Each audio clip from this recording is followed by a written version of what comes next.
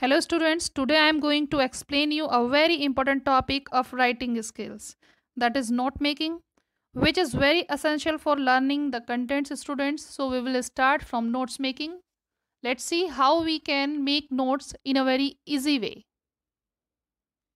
So before starting notes making, first I will have to tell you that what is the note making.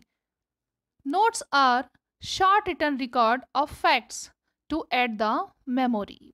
Notes are useful taken to record a speech or dictation while listening to it or after reading a book, magazine, or article.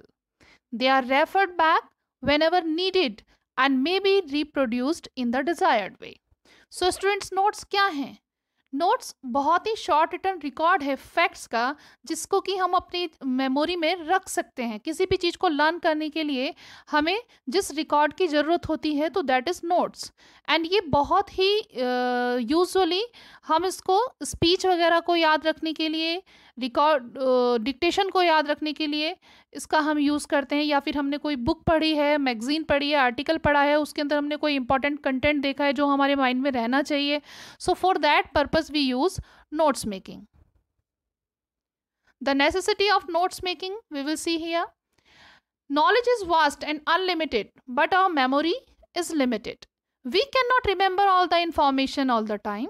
Hence, note making is necessary.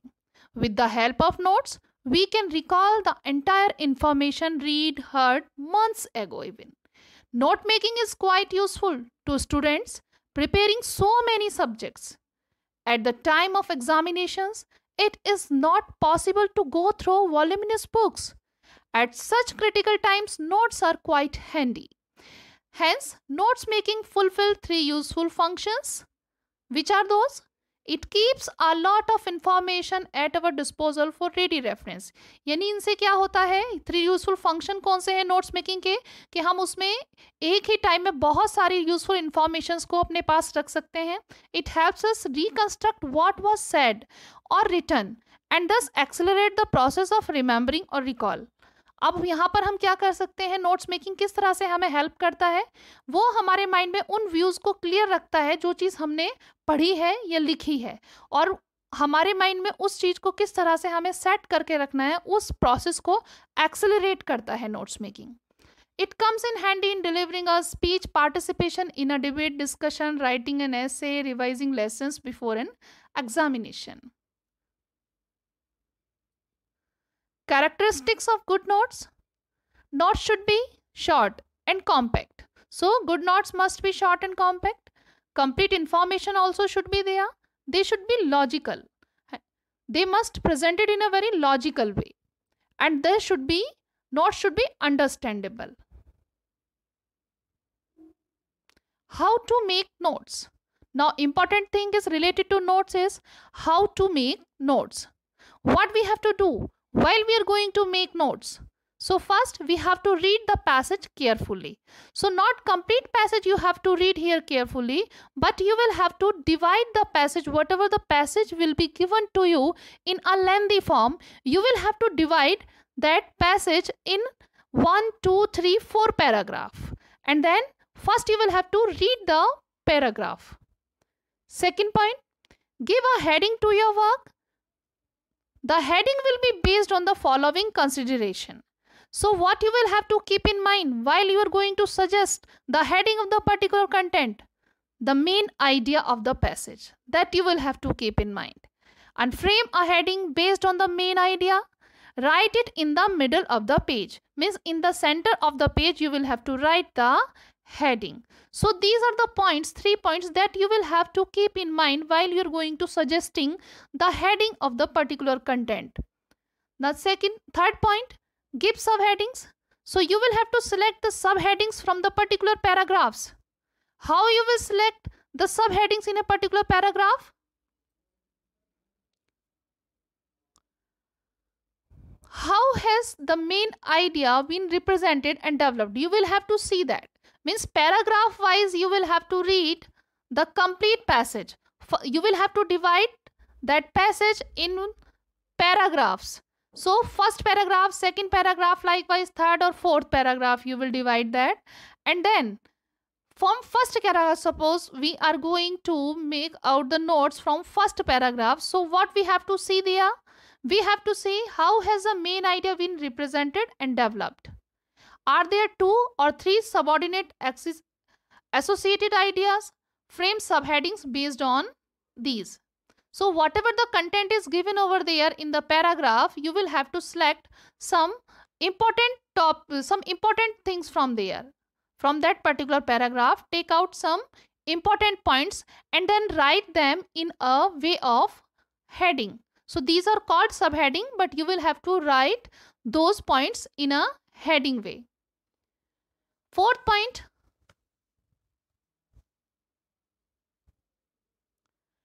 are to be noted, are there further details or points or the subtitles that you wish to keep in these notes? These are called points. Points may have sub points. So likewise I was telling you, यहाँ पर सब headings हैं. सब headings के अंदर जो निकलती है headings, उनको हम बोलते हैं points या सब points. ओके, तो वो इतना कंपल्सरी पार्ट नहीं है. आप चाहें तो उसको रिड्यूस भी कर सकते हैं. अगर लिखते हैं कुछ सब सेक्शन में निकलता है कुछ, तो you can write, otherwise no problem. Subheading should be at a uniform distance from the margin. All the subheadings, जो भी सब हेडिंग्स हम निकालेंगे वो यूनिफॉर्म डिस्टेंस में होने चाहिए मार्जिन से. एक जैसा डिस्टेंस होना चाहिए उनका. And in 6 point is indenting. Point should also be at the same distance away from the margin. 7 point, do not write complete sentences and abbreviation should be used. Abbreviation is what? Just to write a word in a short form. Just like information, we will write INFO. Now we will read about the abbreviation and symbols in detail. What are abbreviations and what are symbols? Abbreviations are used for precision and economy of words. Hence, quite helpful in note making. Note making में बहुत helpful होते हैं abbreviation. At least 4 recognizable abbreviations are to be used in note making in your board examinations. Students, if you are going to appear in a board examinations, so there 4 abbreviation at least of 4 words you will have to use. यानी 4 words आपके ऐसे होने चाहिए जिनको कि आप abbreviate करके कम से कम वहां पर नोट्स मेकिंग में मेंशन करो. And these are essential component of notes making. Students often make use of abbreviation and symbols in doing their written work. और समटाइम क्या होता है, ये एक एसेंशियल कंपोनेंट माना गया है नोट्स मेकिंग का, और स्टूडेंट्स जो है इसको अपनी जो रिटन वर्क करते हैं वो डेली का, उसमें भी कई बार इन एब्रीविएशन और सिंबल्स का यूज भी करते हैं. So which are the symbols which we can use in notes making? We have divided the symbols in 2 parts, A and B. A is universal symbol and in B part mathematical symbols. So in universal symbol we can see like that, just like we have written and. And will be written in short form just like opposite, जैसे S लिखते हैं opposite side में, वैसे हमने लिखा. And 4 it is the indication of and. 1 point above and the downside 2 point, that is the symbol of therefore. 2 point above and 1 point downside, that is for because. So likewise we will have to use the symbol. Study the following examples. Just see. Acronym. Acronym is what? That is capital initial letter. Means you will have to abbreviate the particular form in writing a capital letter, just like CBSE, that is written for Central Board of Secondary Education. CO for commanding officer. So likewise we can read here so many forms I have given here. Now students, I want to tell you what is numbering and indenting, and that is a very important part also for notes making. While you are going to write notes, that time you will have to fully prepare that what is indentation. You should come to know about it. So indentation means leaving space at the beginning of a line of print or writing. So likewise you can see, ये जो आपका जहाँ पर first point है और जहाँ ए लिखा हुआ है, इसके बीच का जो ये डिफरेंस है, so that is called indentation. यानी पहले पॉइंट के बाद जब हम नीचे सब पॉइंट डाल रहे हैं, तो सब पॉइंट और फर्स्ट पॉइंट के बीच का जो डिस्टेंस है, दैट इज कॉल्ड इंडेंटेशन। और ये इंडेंटेशन बहुत जरूरी है बच्चों, इसको प्रॉपरली हमें हर जगह फॉलो करना है। सपोज हम सेकंड पॉइंट लिख रहे हैं, तो यही इंडेंटेशन का यूज हमें बिल्कुल वैसे ही उसी तरीके से करना पड़ेगा। अब आपका है, first write the title and then write down the notes in a logical order from the main heading to the sub heading and the numbering should be spaced in little to the right. तो अब आप देखेंगे कि indenting form में हमने कैसे लिखा है, जो मैं भी आपको ऑलरेडी समझा चुकी हूँ। इसको लिखने का भी इंडेंटिव फॉर्म में दो तरह के फॉर्मेट है आपके सामने, indented format first, indented format second. तो जो फर्स्ट वन फॉर्मेट है यहाँ पर आपको दिया गया है, जैसे फर्स्ट पॉइंट दिया हमने, फिर उसमें सब हेडिंग के लिए हमने पॉइंट दिए हैं ABC, या फिर हम यहाँ पर लिख सकते थे फर्स्ट, सेकंड और थर्ड पॉइंट। अब इंडेंटेड फॉर्म जो डेसिमल फॉर्मेट है, डेसिमल फॉर्मेट में हमने दिया है जो फर्स्ट है, फर्स्ट दे दिया हमने यहाँ पर हेडिंग, और फर्स्ट का 1 पॉइंट ये सब हेडिंग हो गया, फर्स्ट का सेकंड पॉइंट इसके 2 हेडिंग हो गई। यानी पहले वाले में हमने 2 सब हेडिंग निकाल दी।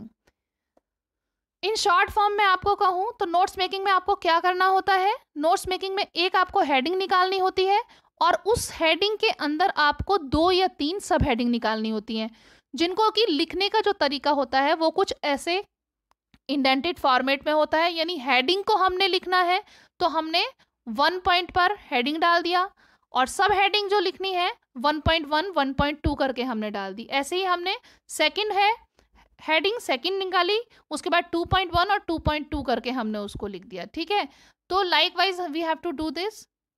अब अगर इसके अंदर भी सब पॉइंट भी हमें निकालना है तो हम यहाँ पर इस तरह से यूज करेंगे, जैसे ये 2 का हमने सब पॉइंट निकाला है, इसके अंदर भी हमने सब सेक्शन निकाला है, तो 2.2.1, 2.2 का 1, फिर 2.2 का 2, इसके अंदर भी यदि पॉइंट है तो हम इस तरह से लिख सकते हैं। लेकिन ये कोई बहुत मैंडेटरी नहीं है इसको निकालना, आप चाहें तो ओनली हेडिंग और सब हेडिंग तक ही निकाल सकते हैं। यानी एक हेडिंग और उसके बीच 2 या 3 सब हेडिंग। Right a summary. अब समरी को कैसे लिखना है आपको, समरी जो होती है आपकी, जो आपने हेडिंग और सब हेडिंग्स निकाली हैं उसके ही बेस पर आपको आपकी समरी निकालनी होती है, जो भी आपने उसमें हेडिंग्स पढ़ी हैं, सब हेडिंग्स पढ़ी हैं। जैसे summary is an abstract of the passage, summary क्या है, वो एब्स्ट्रैक्ट है पैसेज का। एक्सपेंड योर हेडिंग एंड सब heading and right down the ideas developed in the passage in the specified word limit. यानी आपके फॉर्मेट में 80 वर्ड लिमिट का है आपको इसको लिखना, समरी को। और स्पेशली बोर्ड क्लासेस में आई थिंक वो 1/4 पार्ट मांगते हैं इसका, तो आप अकॉर्डिंगली जैसे भी आपके बोर्ड में डिमांड हो उसके अकॉर्डिंगली आप इसकी लेंथ रख सकते हैं राइटिंग की। अब we will read here the paragraph. तो passages we have already divided, आपकी कन्वीनियंसी के लिए आपको इस पैसेज को अच्छे से समझाने के लिए इसको पैराग्राफ में डिवाइड कर लिया है। ठीक है, तो मैंने इसको पैराग्राफ में डिवाइड किया, पैराग्राफ 1, पैराग्राफ 2, पैराग्राफ 3 और पैराग्राफ 4। तो अभी हम क्या करेंगे, उसको डिवाइड करने के बाद हमें क्या करना होता है, पैराग्राफ 1 जो हमने लिखा हुआ है, बनाया है, तो उसको हम पहले अच्छे से उसको रीड करेंगे, उसके बाद ही हम पैराग्राफ 2 रीड करेंगे, सबको एक साथ रीड नहीं करेंगे, और उसके साथ उसके नोट्स बनाते जाएंगे। तो हमने पैराग्राफ 1 को हम रीड करेंगे यहाँ पर। Jahangir was born on 30 August 1569 to Akbar the Mughal emperor and his Hindu wife Jodhabai. He was crowned on 24 October 1605. In the 22 years he was emperor till his death on 28 October 1627. He had many battles to fight and many rebellions to suppress. But he always found time for his greatest hobby, the study of animals and plants. तो बच्चों आपको यहाँ बताया जा रहा है जहांगीर का जो जन्म हुआ था 30 अगस्त 1569 को, अकबर जो कि एक मुगल एम्परर थे और उनकी वाइफ थी जोधाबाई, उनके यहाँ हुआ था, और इनका जो सिंहासन पर इनको बैठाया गया था वो 24 अक्टूबर 1605 को इनको सिंहासन पर बैठाया गया था। इनकी डेथ 28 अक्टूबर 1627 को हुई थी। एंड इनको बहुत ज़्यादा शौक था किसका? The study of animals and plants, plants और एनिमल्स से रिलेटेड स्टडी करने का इनको बहुत शौक था। और he was an avid bird watcher और एन ऑर्थोलॉजिस्ट। बर्ड वॉचर या ऑर्थोलॉजिस्ट यानी जो एनिमल्स और एनिमल्स वगैरह की जो स्टडी करने में बिलीव रखते हैं या एनिमल्स की स्टडी करते हैं उनको ऑर्निथोलॉजिस्ट बोलते हैं। As he would be called now a keen naturalist, और इसीलिए उनको प्रकृति का बहुत ज़्यादा निकट माना जाता है। और care and accuracy with which Jahangir described various characteristics of animals and birds, the geographical distribution and behavior, would have done credit to a full-time naturalist. His observation are recorded in his memoirs, the Tuzuke Jahangiri. तो ये बहुत ज़्यादा प्रकृति को keenly observe करने वाले रहे हैं, स्पेशली एनिमल्स और बर्ड्स के बारे में, और उनके जोग्राफिकल डिस्ट्रीब्यूशन और उनके बिहेवियर को देखने वाले रहे हैं। और इनके इस वर्क का जो डिस्क्रिप्शन है, जो इन्होंने किया ऑब्जर्वेशन वर्क का डिस्क्रिप्शन तुजुके जहांगीरी में। Jahangir had a small zoo and he would spend hours, sometimes days and night together on his observation. For the first time in the history of ornithology, he noted how Sarus cranes met, brought over their eggs in turn, and how chicks are hatched and taken care of. He also observed one human quality in this bird: the parents love not only their eggs and chicks but also each other. So यहाँ पर जहांगीर बता रहे हैं उनके पास में एक small सा जू था और उसमें वो बहुत अच्छे से उसको ऑब्जर्व करते थे, और उनके कीन ऑब्जर्वेशन से उनको ये पता चला कि वहाँ पर जो एनिमल्स थे वो भी इस तरह से रहते थे जैसे कि ह्यूमनली बिहेवियर करते हैं। उन्होंने ये नोटिस किया कि जो ह्यूमन क्वालिटी, इंसान के अंदर जो क्वालिटीज़ होती है वही जानवर के अंदर भी होती है। वो भी अपने बच्चों को वैसे ही प्यार करते हैं, और ना सिर्फ बच्चों को वैसे प्यार करते हैं बल्कि उनका भी अफेक्शन एक दूसरे के प्रति वैसे ही रहता है जैसे कि बच्चों के पेरेंट्स का एक दूसरे के प्रति रहता है। तो यही सब कुछ है इसमें। अब हम आगे देखते हैं, इसके नोट्स बनाएंगे। अब आपका देखिए, पहले तो मैंने इसको कंप्लीट पढ़ लिया है ऑलरेडी, तो हमें इसका जो टाइटल निकालना है, जब हम इसको कंप्लीट पैसेज को पढ़ लेंगे तभी हमें टाइटल निकालना है। अभी हम देखेंगे फर्स्ट पॉइंट से। तो मैंने इसका फर्स्ट पॉइंट क्या निकाला है? An ornithologist and animal enthusiast. ठीक है, फर्स्ट। उसके बाद उसका जो मुझे पॉइंट निकालने थे उसमें नंबर 1 डाला मैंने, Described characteristics, distribution and behavior of animals and birds. Characteristics को मैंने यहाँ पर एब्रीविएट किया है, CH एंड कोमा लगाया, ऊपर स्टिक्स लिखा। सेकेंड पॉइंट है, had a private zoo observed Sarus cranes behavior as families. ठीक है, तो मैंने इसके यहाँ पर ये पॉइंट सब पॉइंट्स निकाल दिए, यानी पहले मेन हेडिंग निकाल दी, फिर सब पॉइंट्स निकाल दिए। अब next student, the emperor had several famous painters in his court. When he came across a rare animal, bird, or plant, he would instruct an artist to draw it. The painter who excelled in his art was Ustad Mansoor. For modern ornithologists, Jahangir's collection of painting provides a striking, accurate description of the natural history of the day. Unfortunately, most of these paintings are no longer to be found in India. With the disintegration of the Mughal Empire, foreign adventurers looted this treasure. Most of the paintings were thus lost. तो यहाँ पर बताया गया है बच्चों कि emperor जो थे उन्होंने बहुत सारे पॉपुलर पेंटर्स रखे हुए थे अपने कोर्ट के अंदर, और जब भी कभी वो किसी भी रेयर काइंड ऑफ एनिमल्स या बर्ड से कम अक्रॉस होते थे तो वो उसकी पेंटिंग बनवा लिया करते थे, और उनके पेंटर थे उस्ताद मंसूर। और उन्होंने जो मॉडर्न ऑर्थोलॉजिस्ट थे उनके ऑब्जर्वेशन के लिए एक तरह से उन्होंने जहांगीर का जो कलेक्शन था पेंटिंग का, वो उन लोगों को जो कि मॉडर्न ऑर्थोलॉजिस्ट थे उनको एक एक्यूरेट डिस्क्रिप्शन प्रोवाइड करता है नेचुरल हिस्ट्री के बारे में उस टाइम की। और अनफॉर्चुनेटली बहुत सारी जो पेंटिंग्स हैं वो अब इंडिया में नहीं पाई जाती, क्योंकि बहुत सारी जो पेंटिंग्स थी वो अब लूट ली गई थी ऑलरेडी। जो फॉरेन एम्पायर्स यहाँ पर आई थी तो वो उस पेंटिंग्स के जो खजाना था उसको वो लूट कर ले गई, तो इस वजह से अब वो पेंटिंग यहाँ पर अवेलेबल नहीं है।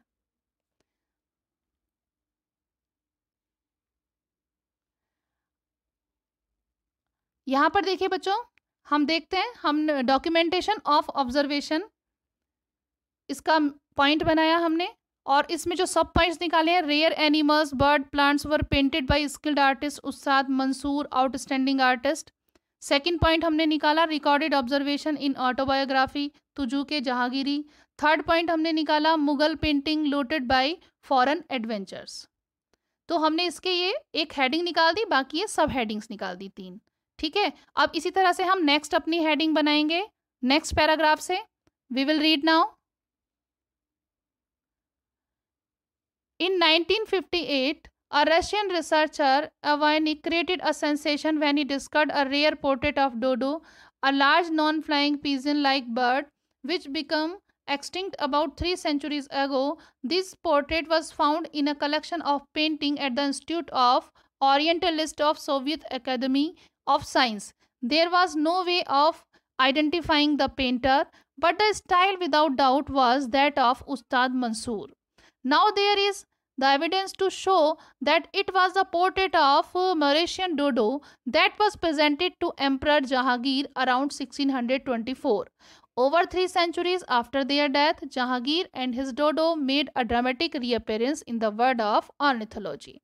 तो बताया जा रहा है बच्चों कि 1958 में रशियन रिसर्चर जो थे आयोनिक, उन्होंने एक सेंसेशन क्रिएट कर दिया था उनकी डिस्कवरी से, जो कि उन्होंने की थी एक रेयर पोर्ट्रेट की, जो कि डोडो नाम के एक बर्ड की थी, जो कि एक large non flying pigeon bird थी, और जिसके बारे में ये आइडिया लगाया जा रहा था कि वो पेंटिंग जो है उस्ताद मंसूर के द्वारा बनाई गई है। और उसको आइडिया भी सिर्फ इसलिए लगाया जा रहा था क्योंकि उसका बनाने का जो तरीका था वो बिल्कुल वैसे ही उन्हीं के स्टाइल से मैच करता हुआ था जिस तरह से उस्ताद मंसूर वो पेंटिंग बनाए करते थे। और ये जो पोर्ट्रेट थी वो मॉरिशियन डोडो की पेंटिंग थी, that was presented to the Emperor Jahangir around 1624. So likewise, we will see the next paragraph also of that. Jahangir also loved garden, but dissertations in botany and horticulture were mostly confined to how a lotus traps hornets or how saffron sprouts from soil. However, he was responsible for the cultivation of high altitude trees such as the cypress, juniper, pine and Javanese sandal in plains. Here, Jahangir had many other scientific interests. He once conducted an experiment to show that the air of Mohammadabad in Gujarat was healthier than that of Ahmedabad. He was fascinated by the movement of the stars and the planets and used to regularly record the occurrence of solar and lunar eclipse. When a comet made its appearance, he recorded the growth and decay of its tail. Third point I have taken out from the paragraph 6. You will see. Other scientific interest मैंने यहाँ पर निकाला है. Wrote dissertation on botany or horticulture. Second point, cultivation of high altitude trees in plains. And third point, movement of stars and planets, eclipse and comets. तो I have written it like this. मैंने common points निकाल लिया यहाँ पर सबका, जो मुझे उसमें ठीक लगा. तो इस तरह से आप अपने भी नोट्स बना सकते हैं. And now we will have to come to the point two key to abbreviations. Abbreviations के लिए कौन कौन सी की हमें यूज करनी है, लाइक दिस. जैसे कैरेक्टरिस्टिक्स है, शॉर्ट फॉर्म में हमने कैसे लिखा है इसको, you can see here.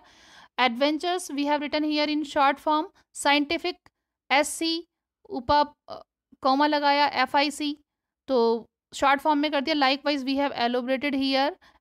Now write the summary of the passage in not more than 80 words using the notes made.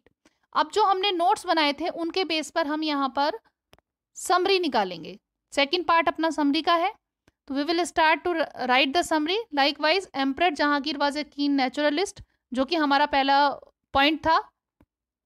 He love to observe birds and animals, had the rare one painted by skilled artists like Ustad Mansoor. A portrait of an extinct Mauritian dodo was discovered by A. Ivanuk, a Russian researcher. Jahangir had a small zoo where he observed birds and animals, particularly Sarus crane. He noted his observation on the behavior and geographical distribution in his biography Tujuke Jahangiri. Besides, he had interest in horticulture, stars and planets, eclipse, and even in the purity of air in various sites. So here you are not required to write in points. Completely in paragraph from you will have to write the summary. Okay.